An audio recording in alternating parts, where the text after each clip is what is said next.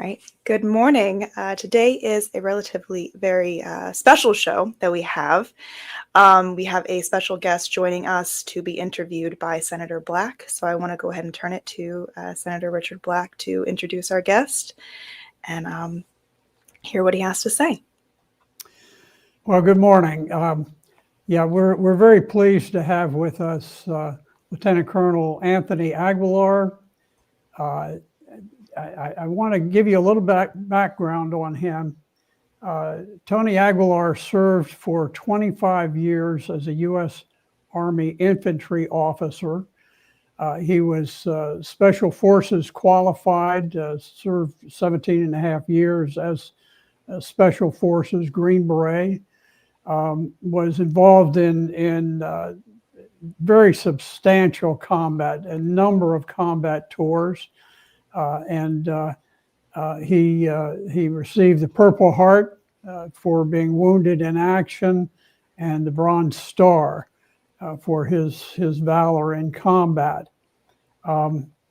He went on. He after his retirement, very shortly after his retirement, he was recruited actively. He wasn't applying. He was just contacted and asked to go to work with the Gaza Humanitarian Foundation, which has become rather infamous since all of this broke out.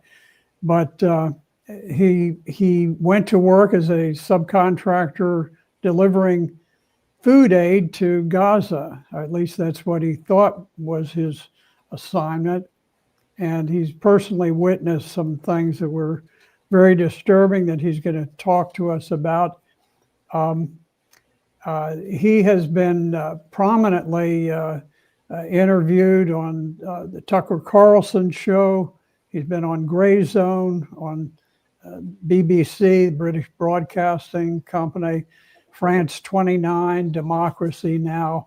I think the more that word is getting out about Tony Aguilar, the more interested people are about him.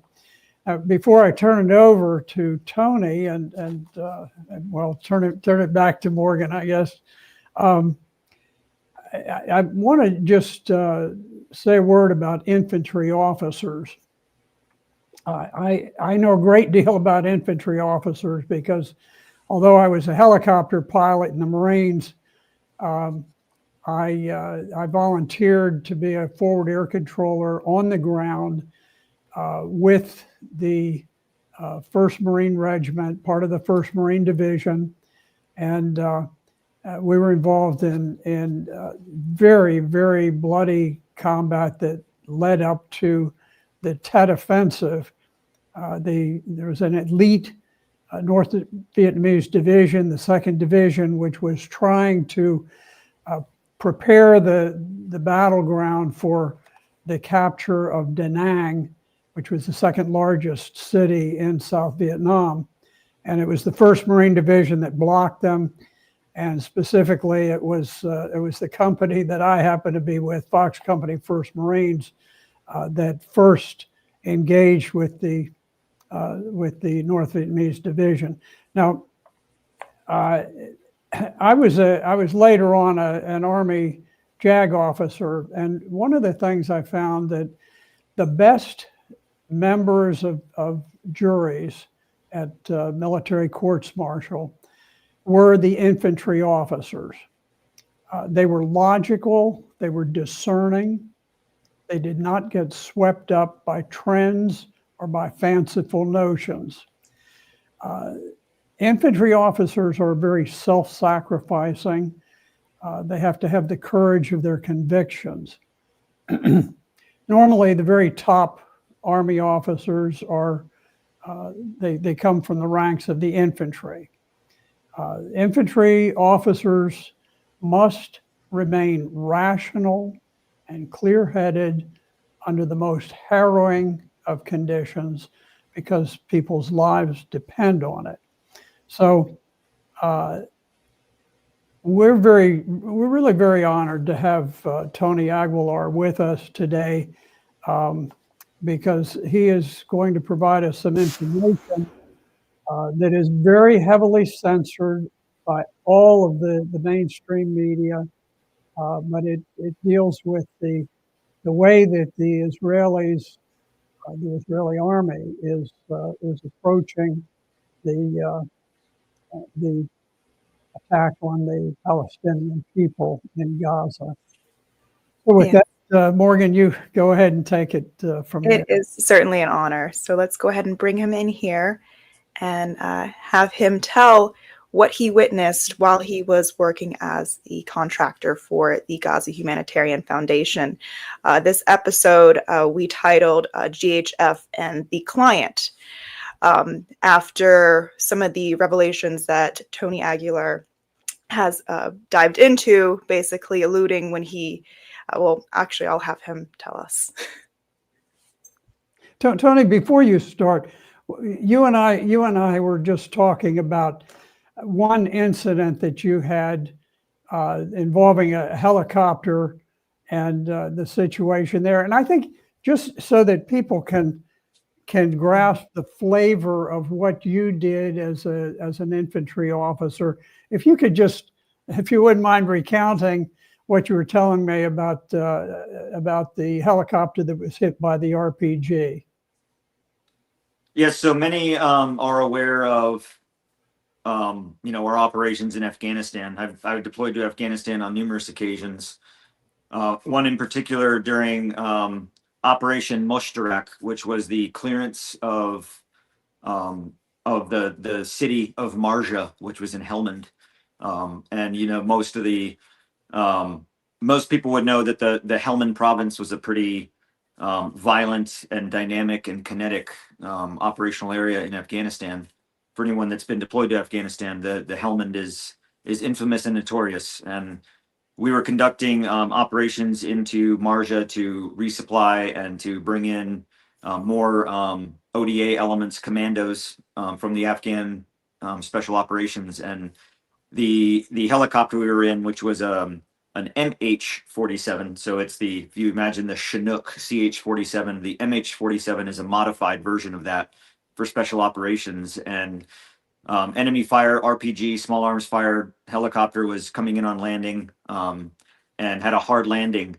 And we were at the time, because we were flying open ramp. We had the ramp. So on the CH-47, the back of the helicopter, it's not like helicopters that just have the side doors. The Chinook has a ramp in the back, and the ramp was open because we were going to fly in and push out what we called immediate resupply bundles and hover to put more troops out. We were going back and forth with reinforcing this battle in Marja, and the RPG was fired, machine gun fire, took a hard landing, and I had been tethered into the aircraft, because when the aircraft is flying with the ramp open, you have a tether off of your belt line into the aircraft, so you don't fall out of the aircraft. It's like kind of like a seatbelt in a car to protect you, and I was suspended from that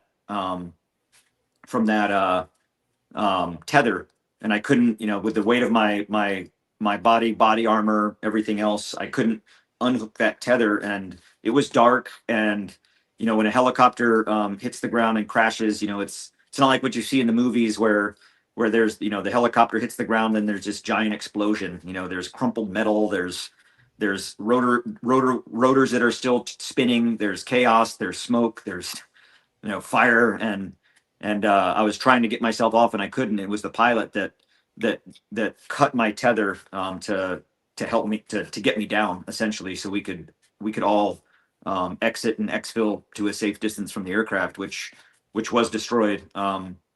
But yeah, just one of my experiences that I've had in Afghanistan, Iraq, Syria, Tajikistan, southern Philippines, that war zones are very dynamic and kinetic, and you never know where you're going to find yourself at any given minute. It's not, things don't always, or rarely, I should say, go to plan.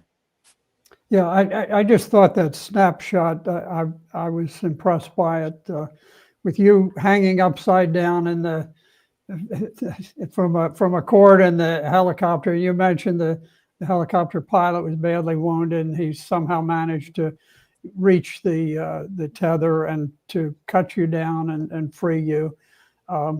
So this is the type of thing that Tony Aguilar did in the Army.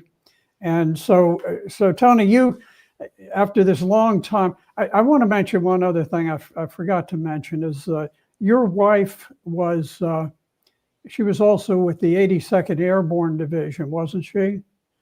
Yes, my wife served a career in the Army as an officer.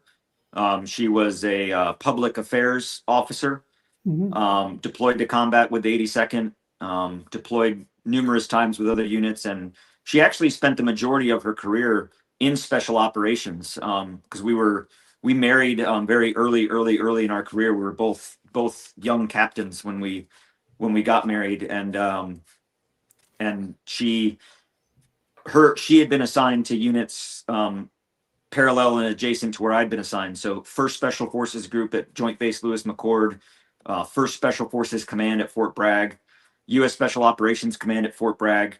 She served in special operations as well for the majority of her Army career before she retired. Yeah, so you have a family that is very committed to national service, and both you and your wife were in positions where, now, normally a public affairs officer is not somebody who ends up on the front lines, but when you're with the 82nd Airborne Division, I don't care who you are, you may very well end up on the front lines. It's sort of the nature of the organization, because the 82nd Airborne is sort of the first on the list to deploy. At one time, the Army had the 7th Infantry Division, which the 7th Infantry Division Light out of Fort Ord, it's now gone, but at the time we were number 2 on the list. And this is when I was a JAG officer, but at the same time, many of our JAG officers they served in combat also. So you served 25 years, you retired, and then tell us a little bit about what happened. Now you're not involved in some sort of, you don't do podcasts like this or anything of that sort, do you? Sir, I have no social media. Even to today, I have no social media. I don't host any platforms. I have no PR or media relations or a team of lawyers or a team of influencers backing me, and I really, upon my retirement, I was very focused on actually, I would say 3 things. Priority, being a present, caring, and a growing father in my fatherhood, and spending time with my children, and being a present father. Scouting, soccer, just those are the real joys that I had in life, still are. And second, but also very important, being a present and growing and husband. And my wife and I, throughout our career, both of our careers, when you're both active duty military, we weren't reservists or National Guard. We were both active duty. So early on in our career, we were ships in the night, so to speak, passing between deployment to deployment. I got home from, I remember 6 days after we got married, she deployed to Iraq for a year. And before she got home, I had finished the Q course and I had deployed. So for the first part of our career, we were ships in the night, and it didn't really slow down throughout the global war on terror. So, I'm in my retirement. My focus was on family, being a father, being a husband, but then also rediscovering who I am. Combat, war, the things that I've seen, the places that I've been, what I've experienced, it changes you as a person. Some for the better, some for the worse. And I was really focused on, through therapy, and self-reflection, a lot of journaling, a lot of reading, and in just rediscovering who I am as a person and my values and what really matters to me in life. So that those were kind of my three goals in retirement, and they still are my three goals in retirement. I had no ambition to be a paramilitary contractor. I have no ambition to be a social media influencer or be the face of a movement. Although I'm proud that my voice can support a movement that is supporting not only the concept of the Palestinians in Palestine, but also humanity. I feel that my voice and what I can lend to this is something that is about humanity, not just a certain people, not just a certain part of the world, but our values are on display in Gaza. The world values are on display. What we will tolerate, what we will turn a blind eye to, that doesn't just reflect what Israel is doing. That reflects the values of the world. So if I could provide a voice to that, I'm honored.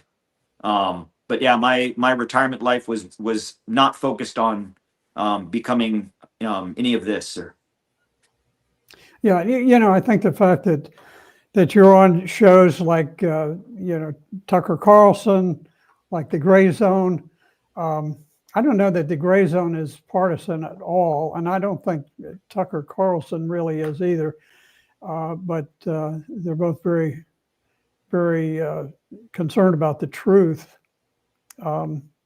So why don't you just very briefly tell us how you got into the Gaza Humanitarian Foundation, and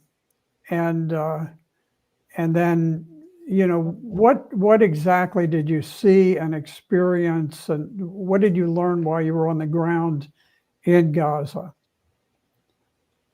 well, sir, my exposure to the Gaza Humanitarian Foundation, I did not know of the Gaza Humanitarian Foundation really at all. And even when I first got a phone call from UG Solutions, which was the subcontract that I was hired by to be a security operator, I still had not heard of the Gaza Humanitarian Foundation. The Gaza Humanitarian Foundation, up until very recently, has been very obscure, clandestine, cloak and dagger, very opaque in terms of who they are, where their funding is from. Very, kind of a very elusive organization is what I would call them.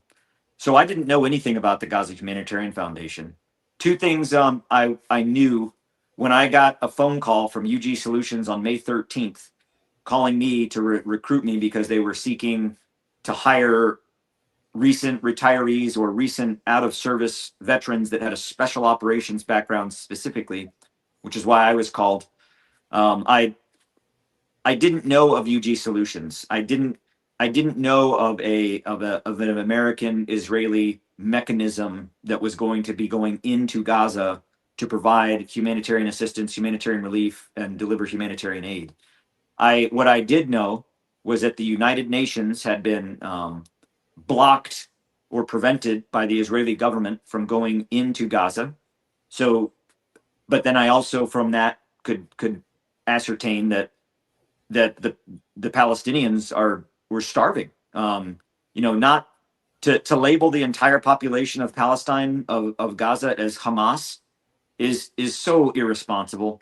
It's so departure from the values of the Constitution that we support and defend, and the values that we as Americans see the world through. Civilians, innocent civilians on the battlefield in war, in conflict. We have a sacred obligation to protect and safeguard the innocent. And there were people that were starving. And to this day, anyone that says that the Palestinians are not starving. In fact, the United Nations just came out, I believe it was yesterday, and formally declared that there is a famine.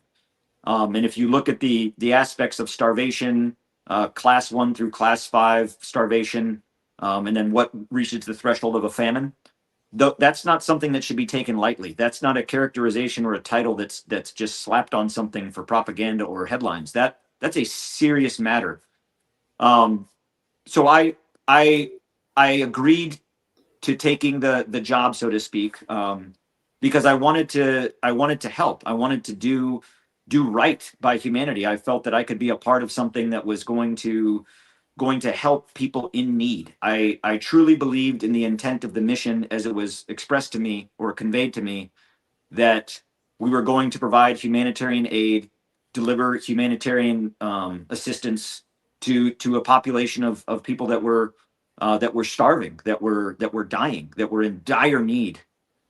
So that was my motivation behind taking the contract. It wasn't necessarily for the income or for the pay. That wasn't. It's not really something that I need.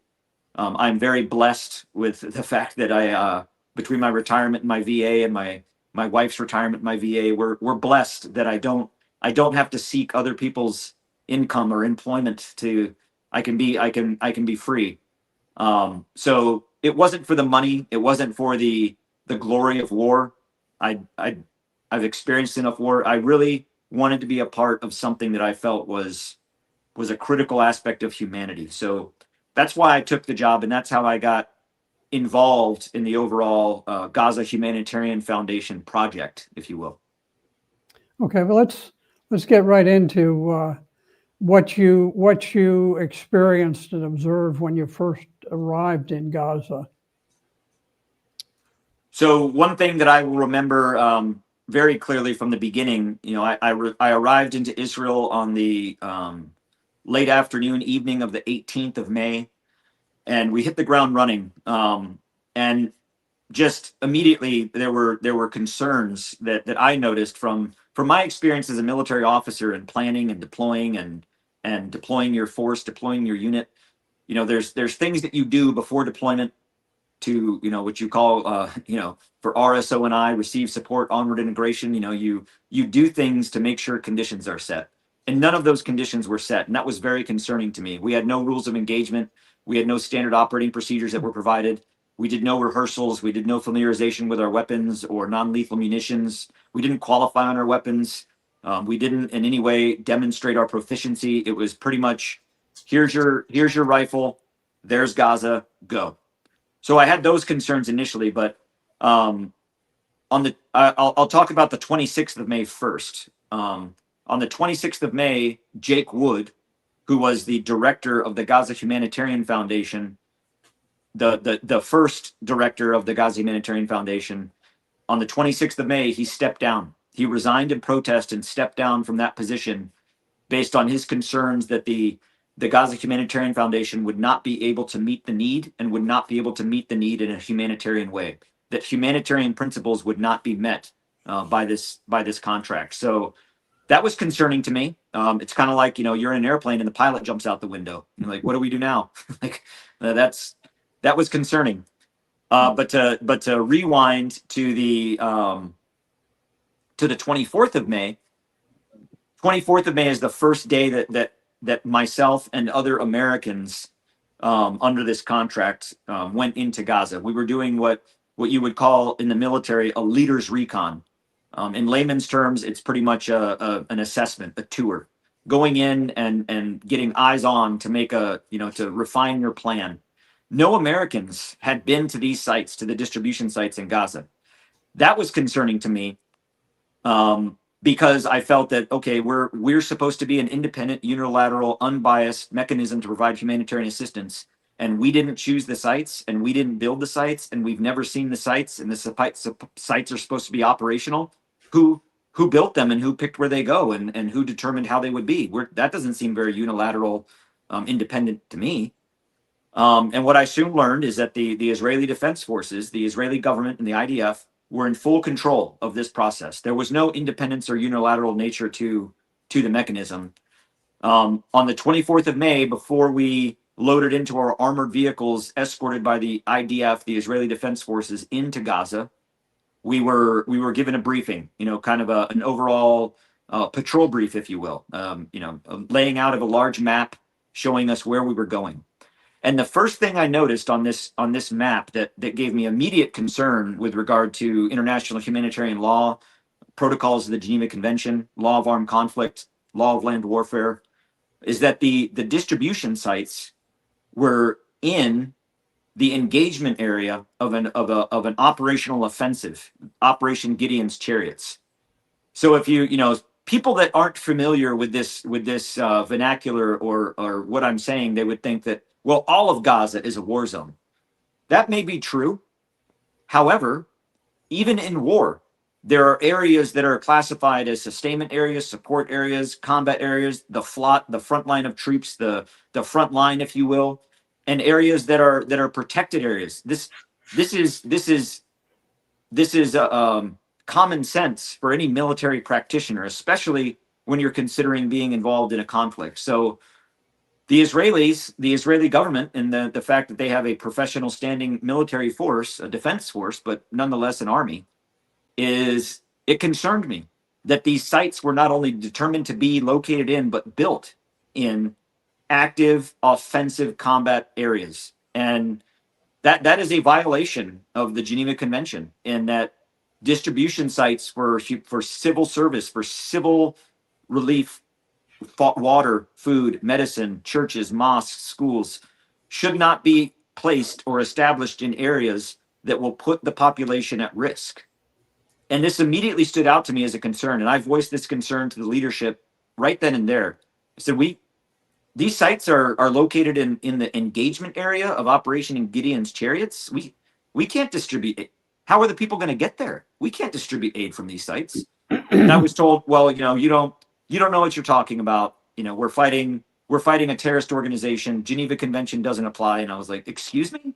Like, someone needs to go back and read their read their law, because that is not true. I don't know who told you that. And then I was told, well, wait till we get on the ground and see it on our own eyes. Then we can determine what is and what isn't. Okay, fair enough.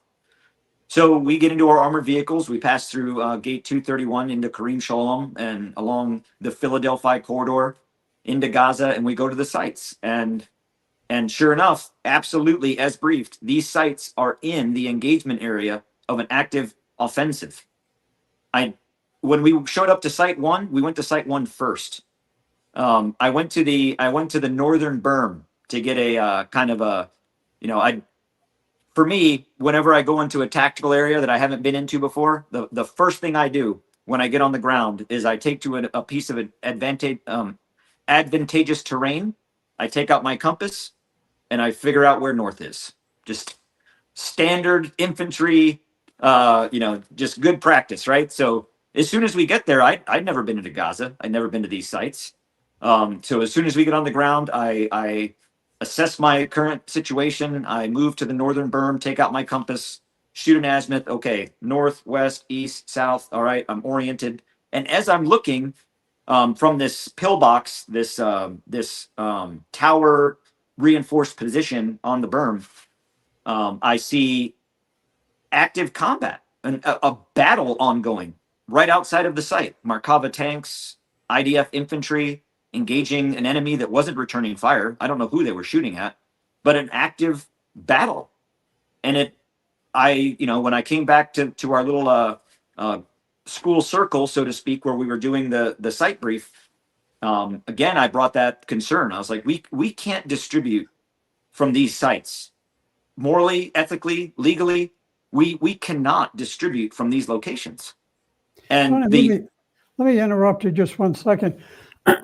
Now, before the Gaza Humanitarian Foundation was providing food to people, didn't the United Nations have a large enterprise that was distributing food throughout the country?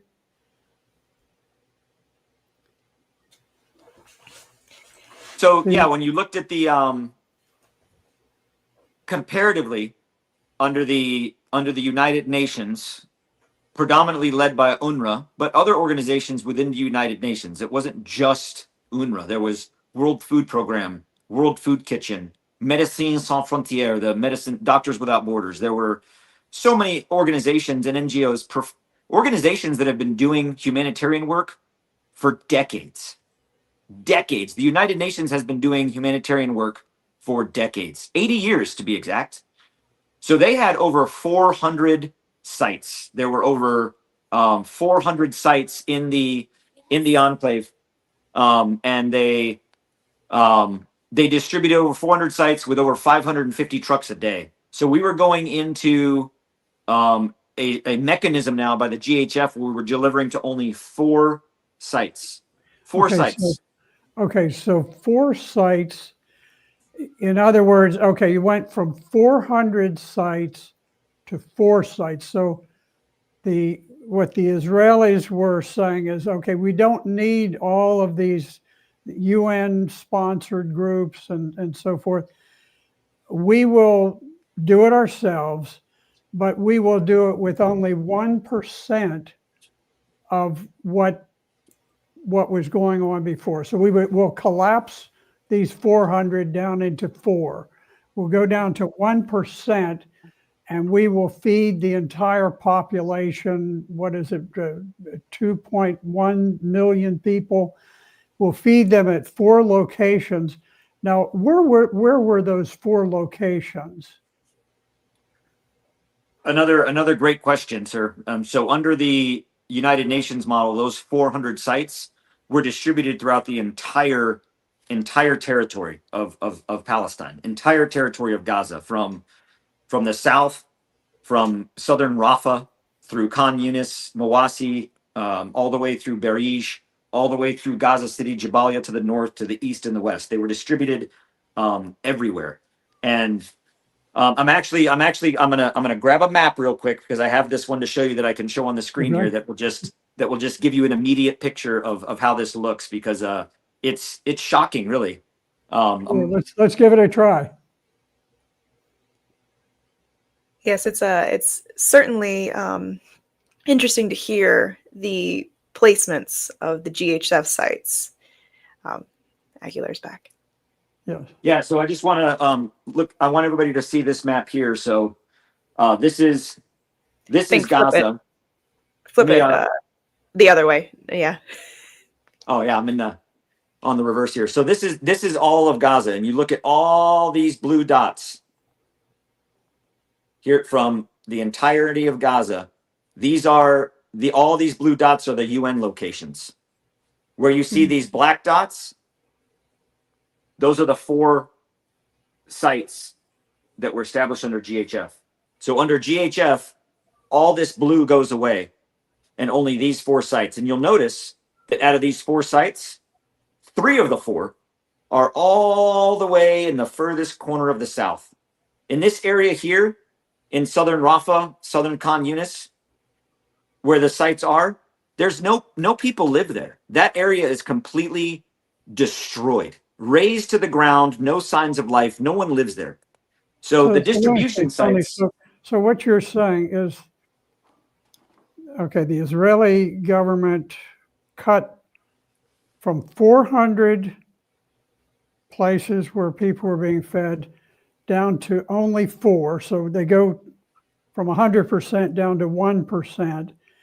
And then they put 3 out of 4 right on the very southern edge, right next to the Egyptian border. Is that correct? That's correct, sir. Exactly. Okay. And in that area on the Egyptian border, it's uninhabited. Is that roughly correct, or is that not quite correct? That's correct, sir. And I know that for a fact because I drove the Philadelphia corridor back and forth many times a day for days on end, and there's nobody there. There are no Palestinians that live in that area. It's all IDF. Yeah, I would add the map you just showed us that's actually very, very telling. Even the placement of the northern G.H.F. site looks like great observation. Devoid of population. It is. The UN sites seem like they would, just through operations through time would consolidate where populations are. So you have the large part in the north, and you have like this little blurb of no UN sites, and that's directly where the G.H.F. site has placed the northern one. That's very, very telling. I had never seen that image before. Yeah. So to to your point, Morgan, yes. So this is that northern site right here. This is a different map of Gaza. All the blue is taken away. There's no more UN sites. Mm-hmm. Where you mentioned that, this is site number 4. What's interesting about that is that this line right here, that is the Netzarim corridor. The Netzarim corridor goes from gate 96 to the coastal border, and all of Gaza, Gaza City, Jabalia, Erez, all of this, where over half of the population currently resides, is completely cut off from anything, from all aid, from all support, external and internal. They are completely isolated. Under siege is the way to describe it. Site number 4 here, south of the Netzarim corridor, this area here is completely what you would call a secure zone by the IDF. No one lives here. The city of Berij here, if for people that want to get to the site 4, they have to cross this wadi. There's a bridge. That bridge is controlled by the IDF. It's shut down when there's no ice distribution going on. So this entire area right here, from the north of Wadi Gaza to the Netzarim corridor, this entire area is completely void, razed to the ground, completely void of any Palestinians or civilians. So to get to this site, people have to travel north and cross the wadi, controlled by the IDF. To get to any of the sites in the south, they have to travel. For some, they're traveling 20 kilometers one way, because you don't just get to walk straight down. You're forced. You have to travel the military corridor to the coastal corridor, south down the coastal corridor. The coastal corridor is where you've seen a lot of pictures and images coming out of Gaza, where you see just hundreds of thousands of Palestinians along the coast, to the Marag corridor, and from the Marag corridor, they move down the Marag corridor to then one of 3 sites, 1, 2, or 3. So every aspect of movement is controlled by the IDF. There is no, there really isn't a humanitarian nature to this. Imagine, if you will, if they call this distribution. They call this delivery and distribution, and it absolutely is not delivery and distribution. If you ordered something from Amazon and you expected it to come to your house, and you get a phone call that says, hey, we're not going to deliver it to your house. You have to come to the warehouse. And when you show up to the warehouse, you have to go through the warehouse to find your package. Well, that's not delivery or distribution. That's what they're doing with the food. They're not delivering it. They're dropping it off in piles and saying, come and get it. Oh, and by the way, when you come and get it, you have to walk 8 to 10 kilometers one way without water. Most don't have shoes. And to come and get it, you have to walk through an active combat engagement area. Mortars, artillery, machine gun fire, tanks. You have to walk through that to get to the food. And the other piece that many people do not understand or realize, that here in the south, so the distribution sites, all 3 here in the south, all 3 of them are south of the Marag corridor. The Marag corridor connects gate 231 to the coast. It bisects central Gaza from the south. All 3 of these sites are south of the Marag corridor. If I'm a Palestinian, of which nobody lives south of the Marag corridor, and I cross the Marag corridor to the south, I can't go back. So 100% of the population that comes to the sites don't get to go home. So when you look at the aspect of, people, I initially thought, when I looked at the sites and I looked at the overall geography of the sites, I thought to myself, this is a horrible plan. Who planned this? This is amateur. Like, what are we doing? But it became clear to me that no, it's not a horrible plan. It is a well executed, deliberate plan for the purpose of displacement. Yeah, that's. You go ahead. Let's say that you're an 80-year-old widow, and you're living. You said for some people, it was a 20-kilometer walk. That's 12 miles. So you're 12 miles away from the feeding zone, and you're an 80-year-old woman, widow, and you're hungry. What do you do? Do you get on a bus? Do you get an Uber? Do you get on a pickup truck to drive? How do you get 12 miles away if you are let's say that you have a walker or something that you can use? What does that 80-year-old or 90-year-old woman do to feed herself? Either a younger member of the family goes on their behalf, but again, remember, if you go down to the site to get food, you don't come back. So the Palestinians don't know that. They're not told that. So when you come south to get your food, you don't go back home. After you go down, you cross through the Marag corridor, you go to the site, you get your food, you go back out of the site to the Marag corridor, and then you're directed to go to either Mawasi, Rafah, Khan Yunis, or Nasser camps, the indisplaced person encampments. You don't go home. So if you're that 80-year-old woman and a younger member of your family went out to get food, they're never coming back. So you at one point have to make the choice, well, I guess I have to go as this 80-year-old woman, and you can't drive. You have to walk. There's no vehicular traffic allowed on the coastal corridor or the Marag corridor. You have to walk.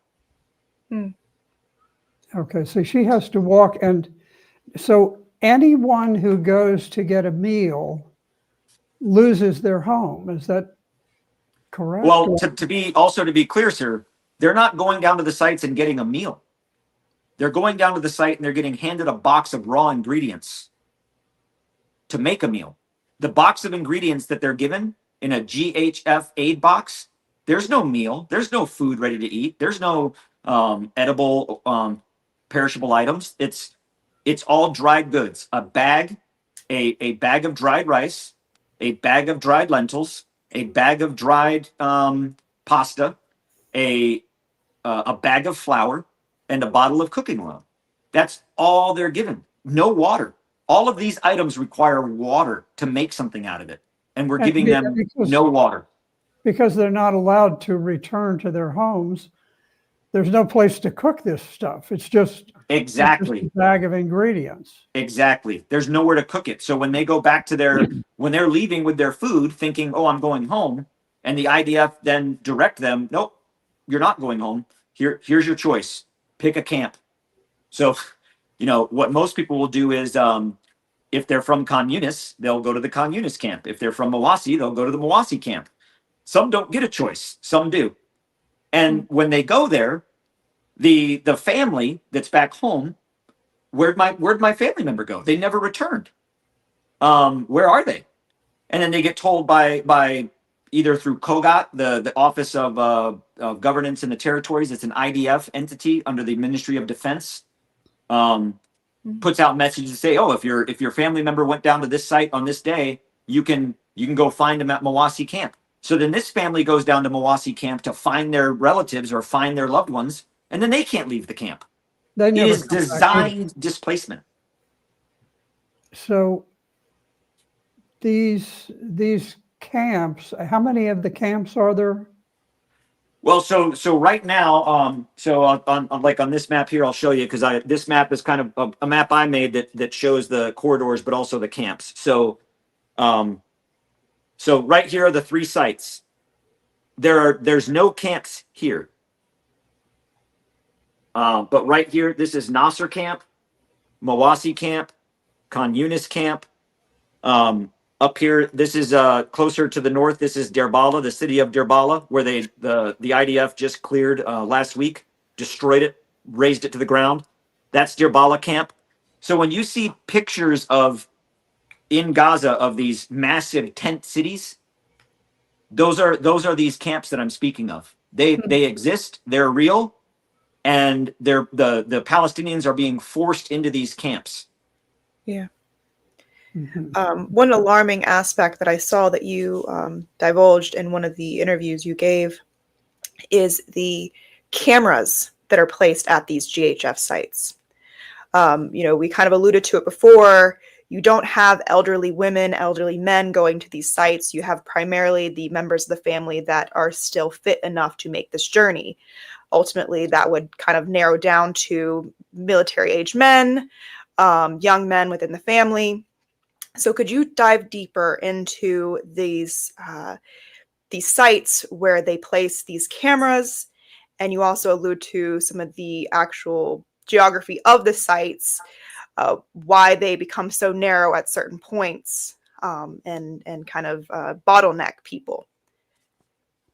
So again, a great question. These are great questions that are critical to understanding this environment. So yeah, when you in the early days of distribution, the majority of people that came to these sites were your military aged or healthy males sent on behalf of the families because they were the only ones that could quote unquote make the journey. Now what you will see at most of the sites is women and children.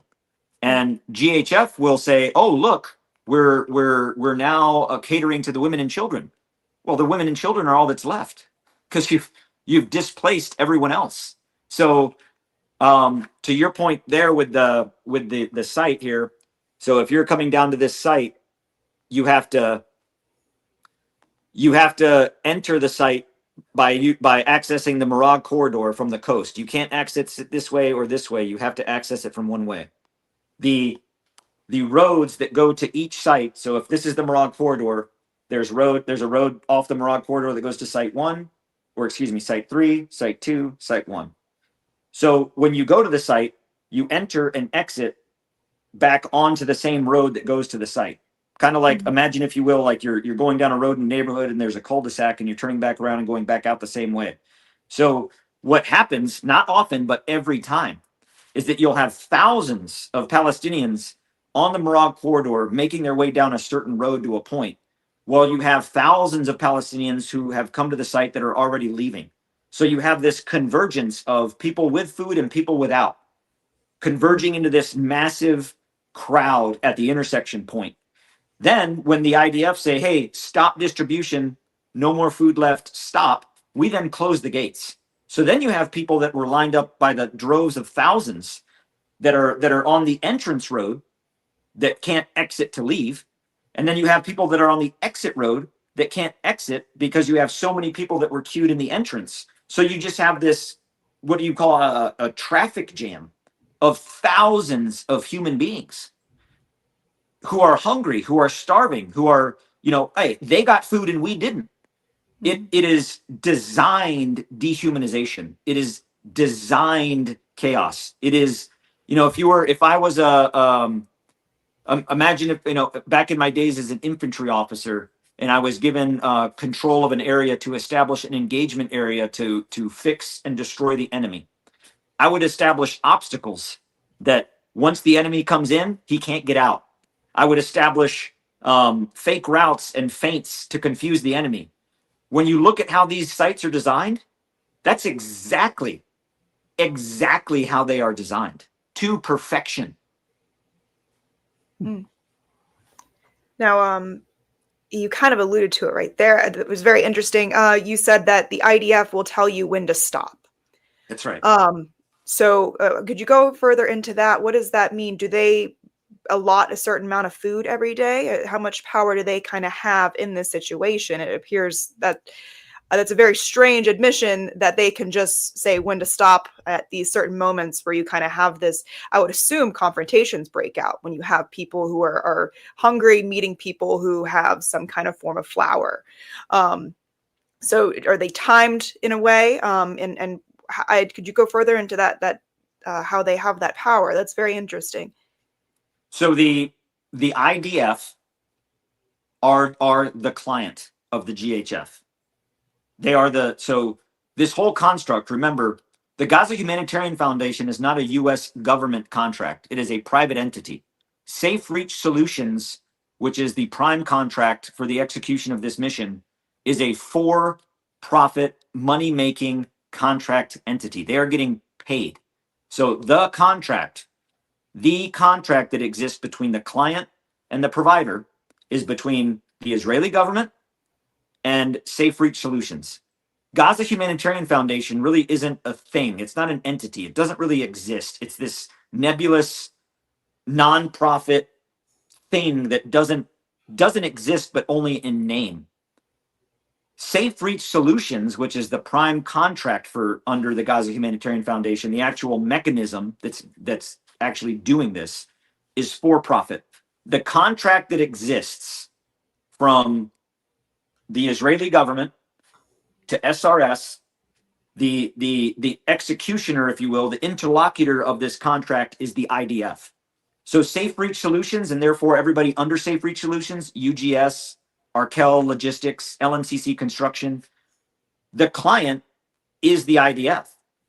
So this is not conjecture. This is fact. And I will give you a clear example. Every day at 10 a.m., the Israeli liaison, who was a one-star general and a colonel and a lieutenant colonel, this liaison team that was assigned to SRS at our control center, our mission command center at Karim Shalom. Every day at 10 o'clock, they would go into a meeting. They had their own little office on our camp. And that meeting would be with COGAT, the Office of the Governance in the Territories, the MOD entity that's in charge of this. And they would give these liaisons their marching orders. This is where you're going to distribute. This is how you're going to distribute. This is how many trucks you're going to take. This is what site you're going to distribute at. This is how long you distribute. This is when you can go. This is when you have to leave. This is how you can do it. Every aspect of it dictated. So And then Tony, at 11, go ahead. Tony, what you're saying is that the operation of these 4 sites is really totally dictated and totally under the control of the Israeli army. Precisely, sir. Okay. You in another interview that I watched, you mentioned a little boy who came up and he talked with you in his language, and he ended up dead not long after. Could you explain what happened and the circumstances of his death? Yes, sir. I'm gonna grab that picture real quick. Sure. Tony, I have the image. If you would like to just come back, I'll put it up on the screen. Oh, you have that? You have that picture? Yes. If this is the correct one you're referring to, the one that's on the screen right now. Ah, perfect. Yes. So the young boy that you speak of, sir, his name was Amir. And this was at Secure Distribution Site, or SDS number 3. SDS number 3 is in the south, but it's closest to southern Khan Yunis and the Khan Yunis encampment. And this little boy, so I didn't know this at the time, but I was later informed, and so now from what I know, I'll paint the picture of this little boy's life. He was living in the Khan Yunis encampment. He had already been displaced. His home had been destroyed. His father was killed in an airstrike. He lived with his stepmother and uncle. On this particular day, on the 28th of May, he and his uncle went to the distribution site. Along the way, where the IDF had been firing mortars and shooting at the crowd for crowd control, which caused chaos. If anybody watches the BBC interview that I did, in the very beginning of that interview, you can see Palestinians taking cover as bullets are flying in, hitting the crowd, hitting the dirt around them. That was outside of this site. So he was separated from his family member, from his uncle. Mind you, his stepmother and his uncle and his family, no one has seen him since. So this young little boy, he came to the site, and he was with, so what typically happens on the site is you have the IDF will release the line, so to speak, release the crowd, typically 800 meters to a kilometer away from the respective site. So if they're going to site number 3, they're typically held somewhere along the Marag corridor and then released to come down to the site. it varies depending on which site where the holding line is. But when the IDF determine, they release the line, and you have tens of thousands of Palestinians at once, not in a line, not in any controlled fashion, just rushing towards the site. Like being on the sites, I recall this very specific morning, not on this day, but on site number 1, where it was dawn and the line was released, and it was dead quiet, and there were so many people running towards the site, you could feel the ground shake. Wow. You could feel the rumbling around you of people. That's how we knew that. Like in one of the videos I have, you can hear us saying like, they're on their way. We can't see them yet. We can feel it. You can feel the ground shake. There's so many people. But So Tony, as they're Netanyahu says that these people are not starving. That I guess they're just growing fat on what they're being given. Why would you have thousands of people charging forward on this road in such numbers that you literally can feel the earth shaking?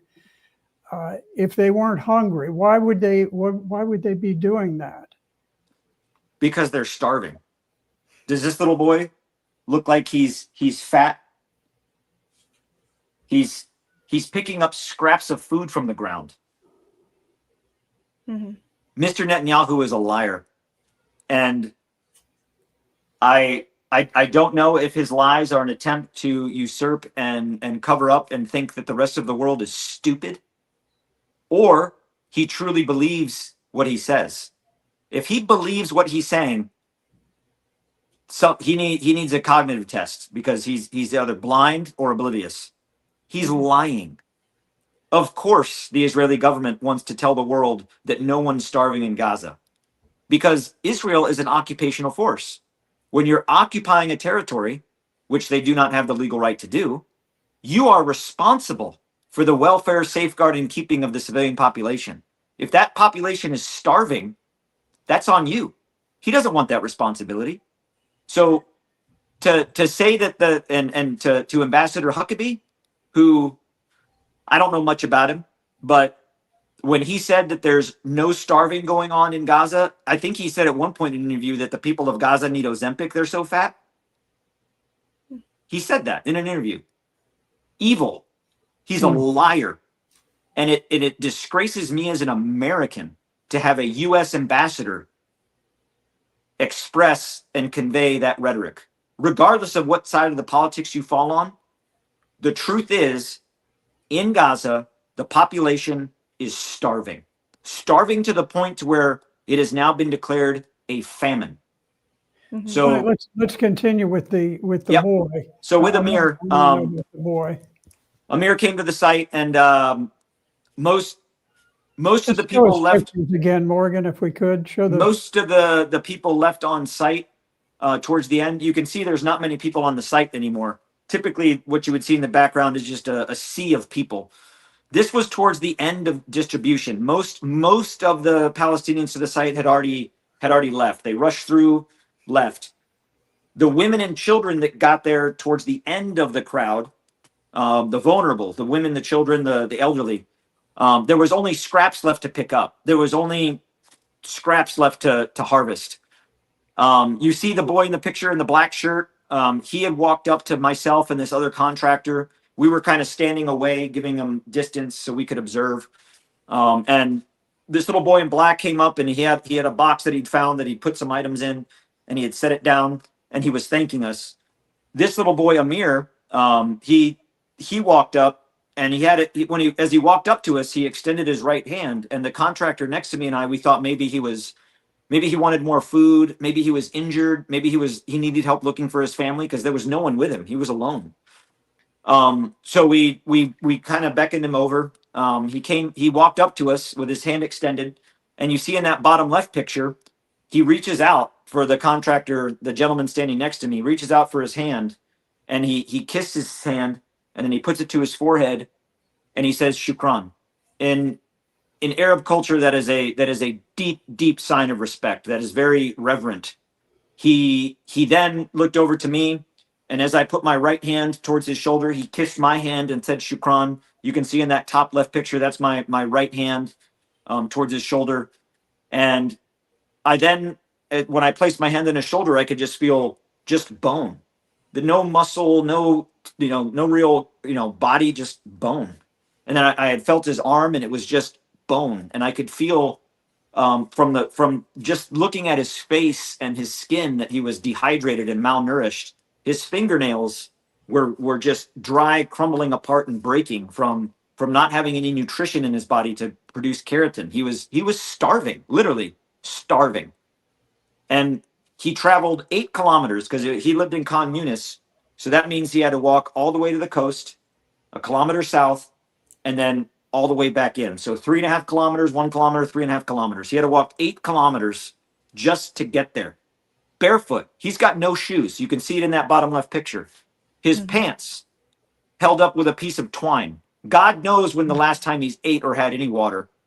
And on the site, he managed to scrounge and pick up some discarded loose items, half a bag of some rice, half a bag of some pasta. And mind you, we're not giving them any water. And this little 10-year-old boy, how is he even going to cook that food? But the reason he walked up to us is because he wanted to say thank you. He wasn't complaining. He wasn't there to tell us that there was no food left, or that that the IDF and the Americans killed his father, although his father was killed in an airstrike. He came up to thank us. Genuine gratitude.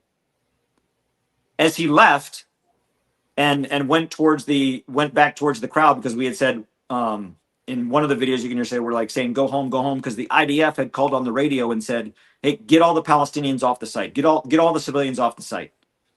So we told him, go home.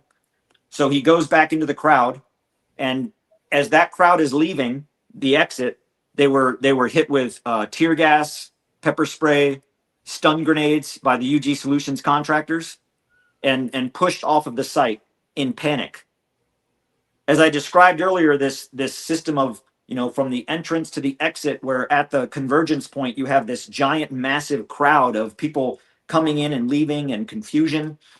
The IDF were shooting at that crowd, and that's captured on video. The IDF were shooting at that crowd. This crowd of people, this group of people, the IDF. This is the Israeli army. The Israeli army was shooting at a crowd of unarmed men, women, children, starving people. Yes. And why were they shooting at them? So they were shooting at the crowd with a coaxial machine gun, which is the parallel mounted machine gun on a tank, the Merkava tank to be specific. Very deadly. The IDF shoot at the crowds for crowd control.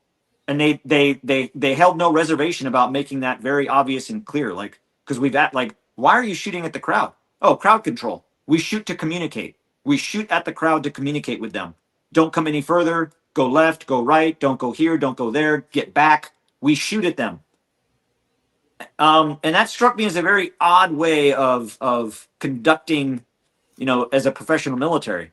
But that was their method, clear and true. They did not hesitate to make that clear. They even said it in their own press conferences that, we shoot at the crowd to communicate, or to communicate to them in directions and to keep them away from us. But we don't shoot at them. Really? Like, bullets are bullets. Whether you're shooting at them because you want to try to control the crowd, or you're shooting at them to kill them, bullets kill. So the IDF, from their position, there was a tank position, an IDF tank unit and a tank position right next to our site, which is one of the things I identified in the beginning, that we can't have battle positions on distribution sites. So the tank position that was there at the distribution site, from their battle position, built-in embanked battle position, they're firing from the coaxial machine gun at the crowd to keep the crowd moving west. Because again, I told you there's this convergence of people. And the IDF stopped distribution. Distribution stopped, go back. So they're shooting at the crowd to get them to go west, to stop coming south. And This crowd that was on the site, which Amir was a part of, they're leaving the site in panic. The IDF had assumed that everybody had already left the site. So as this last group of people, women, children, the elderly, the disabled, the vulnerable, as they're running off of the site, heading towards the crowd, they run right into this wall of gunfire. The IDF are shooting the coaxial machine gun into the crowd. You can see the bullets flickering off, hitting the crowd. You can hear the crack of the bullets on the video, right into the crowd. You can hear it. It's so close. And as this crowd was running towards the intersection to leave, they run into this wall of fire and they are gunned down. Women, children, shot, killed, body parts dismembered. When you're hit with a 7.62 machine gun, body parts blow off. It is a heavy caliber machine gun. It is the equivalent. It's the same thing as the U.S. Mike 240 Bravo machine gun. Devastating weapon. So as they're, and people in this crowd, they're being hit. Some are ducking in the ground and crawling to the other part of the crowd that's hiding in the low ground. And people are being shot and hit. And some people are being dragged, and some people are being carried, and some people are limping out, and some people are crawling. And Amir was amongst those that took a direct hit to the torso and the leg and drops to the ground and didn't move. He was dead.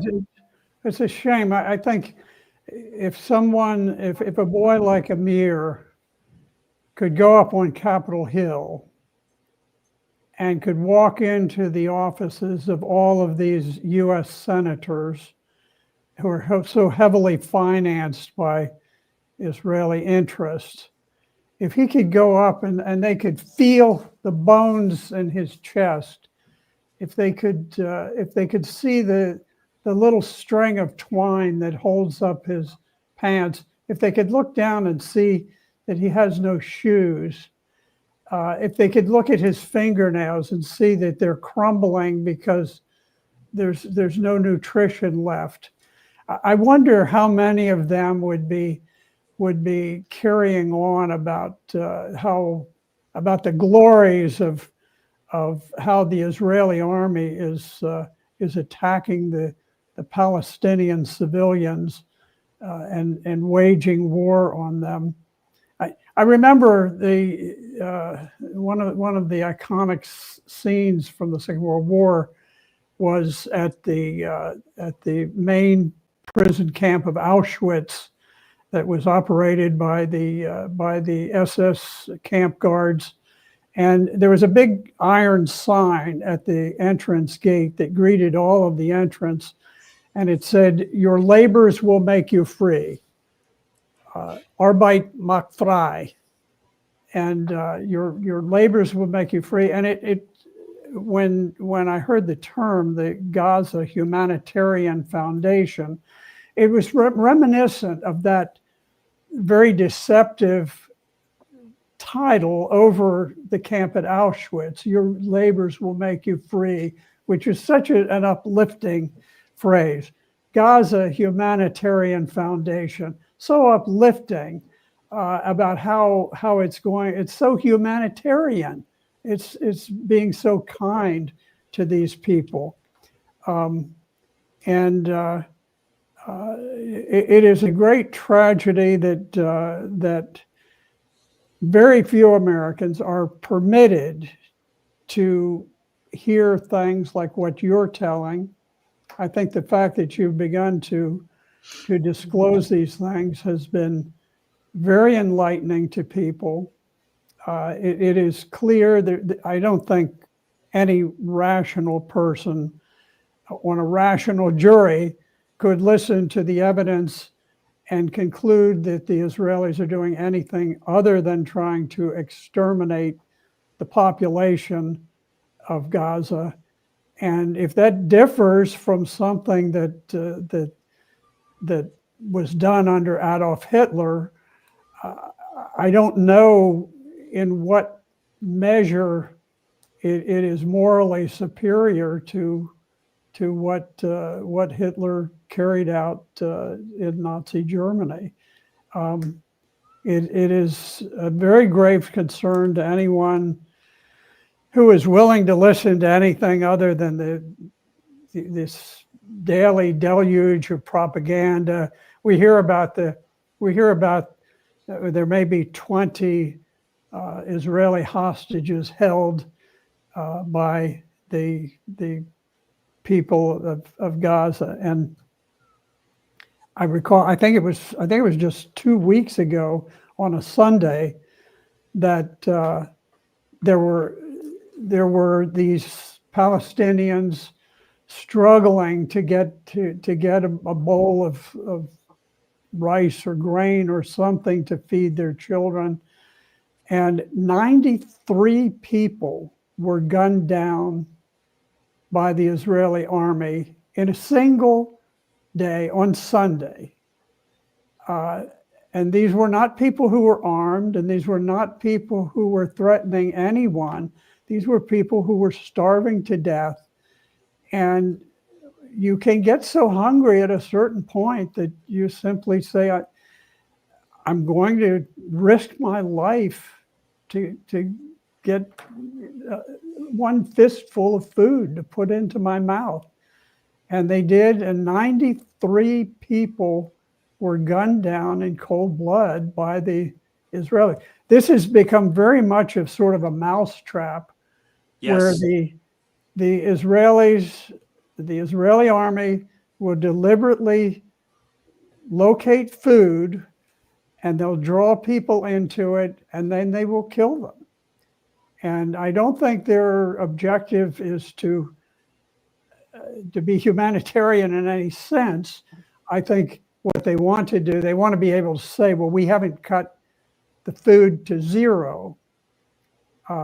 They had this airdrop back a couple of weeks ago where they parachuted some food in, and I calculated they gave the tonnage that was dropped.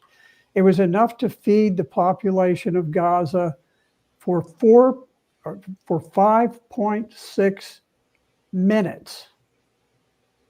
The entire airdrop was sufficient to feed the population for less than 6 minutes. And there has been no more food airdropped, I don't believe, in that last couple of weeks. So you would need 1,000 aircraft dropping pallets to feed the population for one day. Wow. The airdrop is not efficient. The airdrop is a facade, a camouflage. The Gaza Humanitarian Foundation is a camouflage to hide the true intent, to show, oh, we're feeding them, but they're not. For every person that goes to the site to get food that ends up dead, they're actually, per site, per meal, more people die per meal that get fed. And it's happening daily, little by little by little. You know, there's the old analogy of the frog put in the boiling water. You know, if you sit a frog in a pot and set it to boil, the water boils before, and the frog doesn't even realize it because he's tempered to it. That's what Israel is doing to the world, to the American people. Little by little by little by little by little, until it's too late. And then nothing can be done. Right now, we are on the precipice. That water's about to boil. The little bubbles are coming up. We're about to get into a rolling boil. And then it's too late. The damage is done. And Israel is going to say, oh, we tried. Oh, you're going to be mad at us now? What can we do about it? And then Israel is going to say, oh, well, America helped us. America was right here with us. So if you're going to blame us, you got to blame America too. That's right. The position right now that the United States is in. We are vulnerable. We are giving away our sovereignty and our rights and our principles to another country. We're giving it away. Mm-hmm. Now, there's also a plan that the Israelis have to concentrate the population into a large camp, isn't there? Sir, that's the most scary part of this. That is happening right now, sir. Right now. So if you look at the latest Gaza Humanitarian Foundation presser where Chapin Fay gives his G.H.F update, go and look at it. Type in G.H.F in YouTube and look at you can see the daily pressers that they do right now, today, as we speak. distribution site number 1 has been expanded to be the base of this humanitarian assistance transit area, this humanitarian village.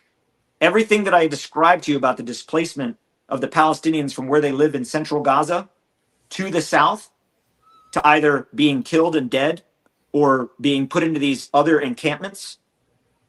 Right now, as of 48 hours ago, when the IDF crossed the Netzarim, we have crossed the Rubicon.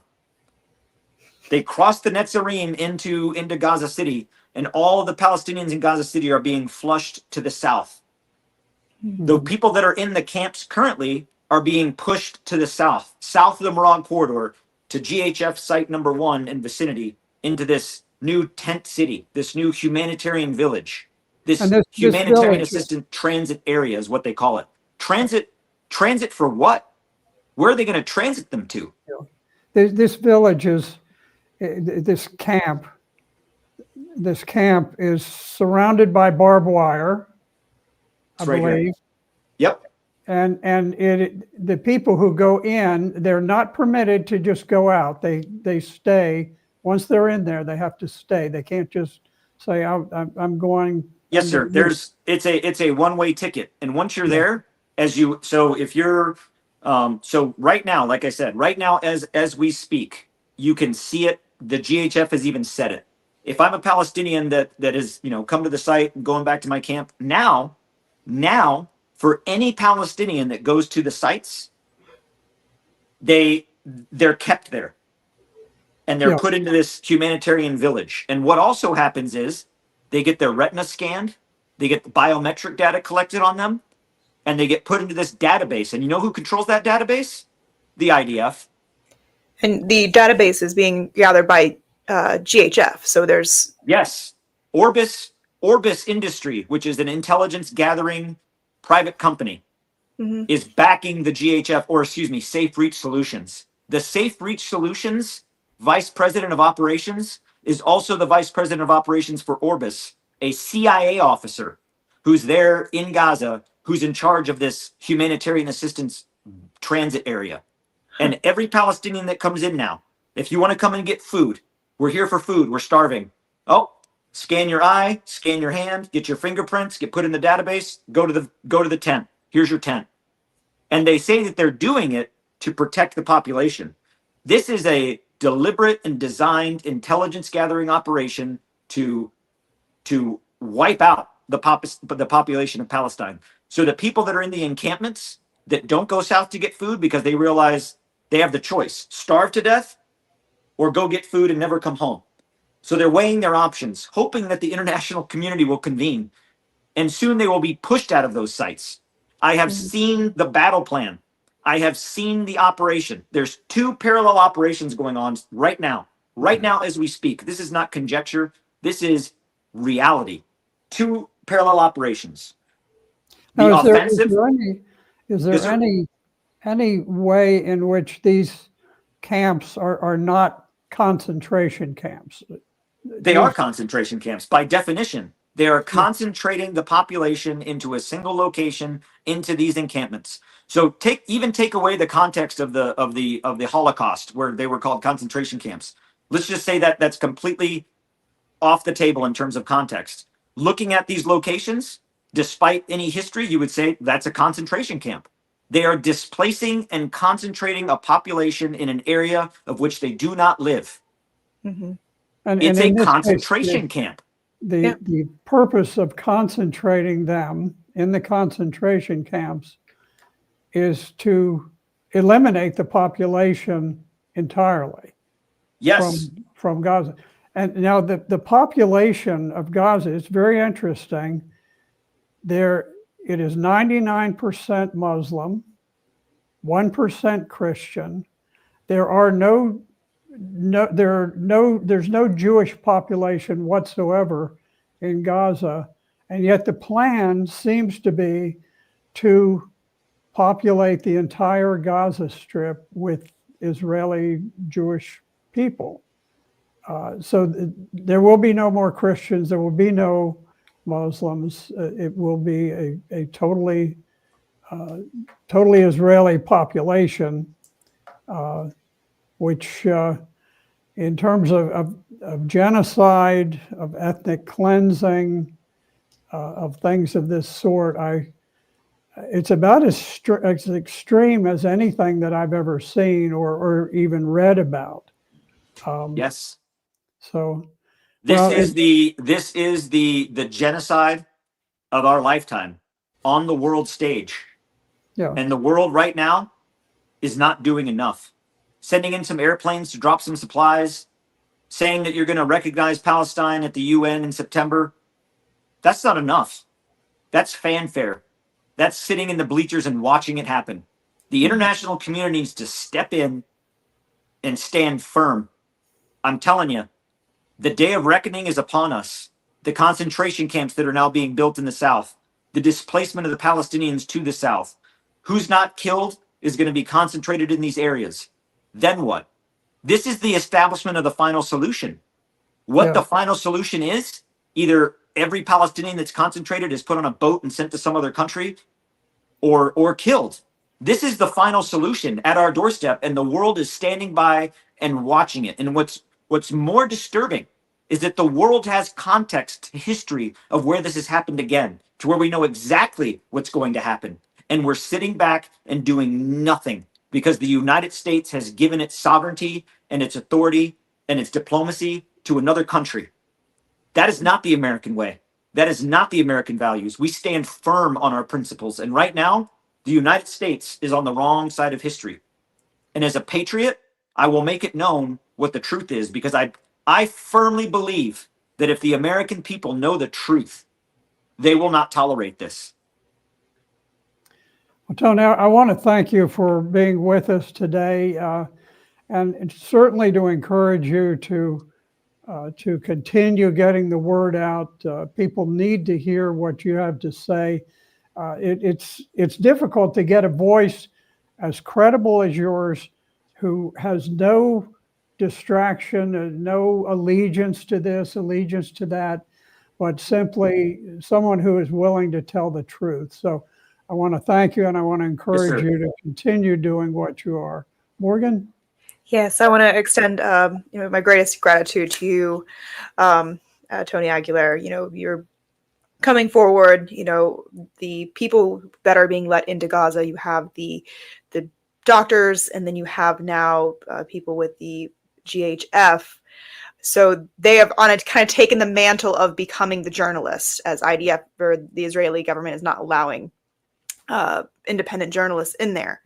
So your voices are exceptionally important, and you coming forward is needed more now than ever. As you said, that the American government is highly complicit in the actions of the Israeli government, so much so is allowing them and shielding them from actual, coverage of what's happening. We're kind of covering it up, allowing it to happen, and also funding them, giving them weapons. So I want to thank you so much for joining us. We could talk to you probably all day, but I know that we only allotted probably an hour, and we over extended that time. I just wanted to end with one quick thing in terms of an allegiance. I do have an allegiance, and that's to this. My allegiance is to the Constitution of the United States. I took an oath before I was even old enough to vote. Mm-hmm. And my oath to this Constitution will remain until the day I die. Just as much as my stand against this is for humanity and for human beings that deserve the right to live, it's also about American values and the fact that the United States should not be kowtowed, ear-pulled, or poked into another country's demands. That is not the American way. In this document, George Washington, our first president, said that the Constitution is a guide of which I will never abandon. I took off my uniform. I didn't hang up my oath. My oath is to our country. My allegiance is to our Constitution. Sir, officers in the military, we don't take an oath to a president or to a Congress or to a contract or to a people. We take an oath to the Constitution, period. And that's something that I will never abandon. Good for you. Yes, that's how we all feel. And I feel like the more you speak out, the more you bring this to people's eyes. You have such an incredible voice, and you're very articulate in bringing forth what you saw with no, political stick in the game. that it's very compelling, and you hear what you're trying to say, and I think that most Americans would not accept it or consent to these actions. So it's very important that this message gets through. I will encourage people to share this with their loved ones, their relatives, their friends. And I want to also extend my greatest gratitude to you, Anthony Aguilar, for joining us today. And we hope to do more stuff with you in the future. Thank you both so much, Morgan, for setting this up and being so supportive, and Colonel Black for your years of service to our nation in uniform and continued years of service in public service. Thank you both. You are patriots, and I am proud and honored to be associated with you in this effort. Thank you. Well, thank you. Thank you. I want to tell everyone to join us next week to focus on the news. Thank you, guys.